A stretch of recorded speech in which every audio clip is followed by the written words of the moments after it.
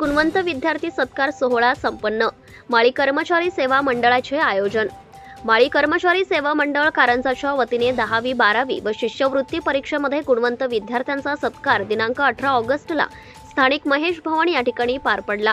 कार्यक्रमाच्या अध्यक्षस्थानी क्रांतिज्योती ब्रिगेडचे ॲडव्होकेट नंदेश अंबाडकर तर प्रमुख पाहुणे म्हणून वनपरिक्षेत्र अधिकारी पवन जाधव, जिल्हा परिषद सदस्या सौ सुनीताताई कोठाडे, सामाजिक कार्यकर्ते पांडुरंग कोठाडे, पंचायत समिती सदस्य वसंतरावजी हळदे, विशाल खोडे, सेंट्रल बँकेचे व्यवस्थापक राहुल काळे, माळी संघटनेचे जिल्हाध्यक्ष श्रीकृष्ण बोळे, धनराज दिघडे, पंजाबराव फरकाडे, सुभाषराव मालपे आदी मान्यवर उपस्थित होते।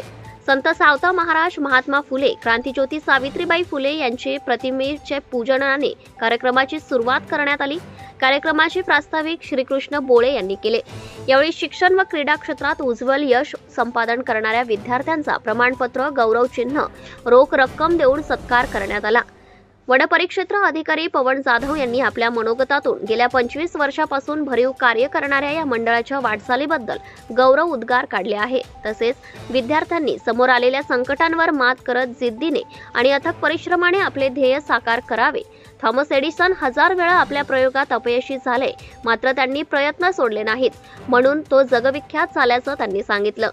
या प्रसंगी श्रीकृष्ण बोळे, लीलाबाई उगले यांच्या पुढाकाराने आर्थिकदृष्ट्या दुर्बल विद्यार्थ्यांना दत्तक योजनेतून रोख रक्कम प्रदान करण्यात आली।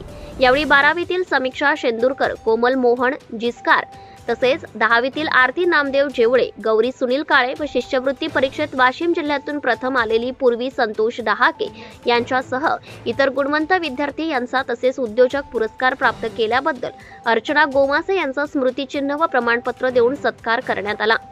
सामाजिक कार्यकर्ते पांडुरंग काठोळे यांनी माळी समाजातील प्रत्येकाने आपल्या ओबीसी आरक्षण हक्कासाठी जागरूक राहण्याचं आवाहन केले।